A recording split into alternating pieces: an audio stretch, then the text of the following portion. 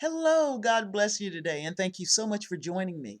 The topic of our video today is how I find joy in everyday life. Lessons learned about keeping yourself together. Folks, this lesson is very special to me because God is really dealing with me in my life about this right now. As things come to me that could potentially trouble me, God is dealing with me about staying in joy and peace, about keeping myself together.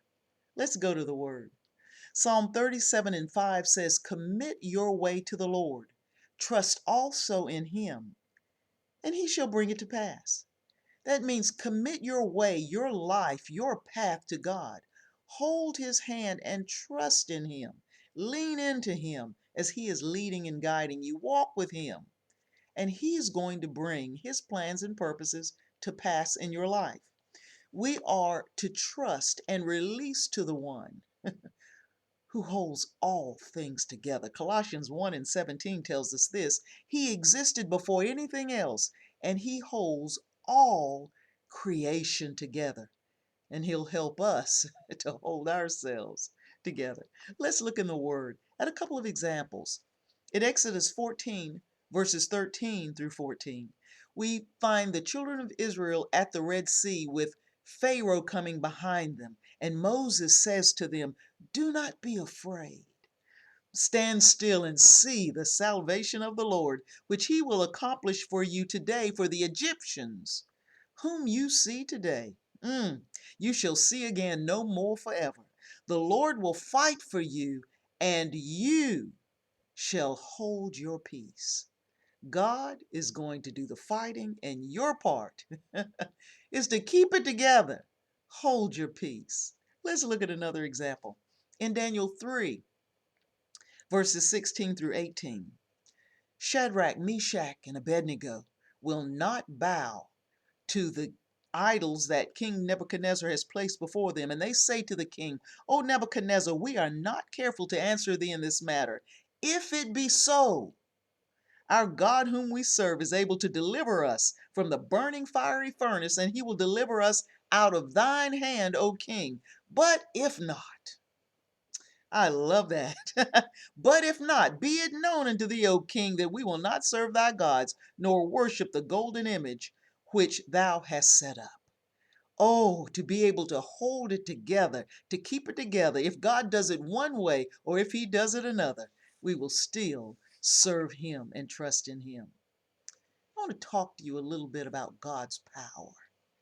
These are situations that I have just talked to you about where God showed forth His power. He wants to use His power on our behalf and also in and through us. We see here that He used His power on behalf of the three Hebrew boys. Daniel 3 and 29 says, and this is what King Nebuchadnezzar said after the children of the three Hebrew boys came out of that fiery furnace. He said, "No other God can deliver after this sort." I haven't seen anything like this before. God delivered those three Hebrew boys, worked on their behalf.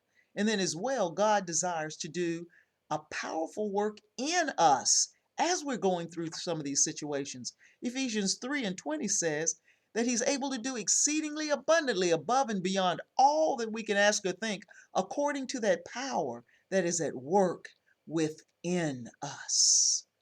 God's power when we allow Him to work and we keep ourselves together and hold our peace. Let me share with you from my own personal life. I had a couple of situations come up this past week, and I knew that when these situations came up and began to trouble me, I had to get to the Word. I said it, I've got to get to the Word. So I brought those situations before God. I sat down with my Bible, and God began to lead me in the Bible to scriptures that gave me a deeper understanding of that situation.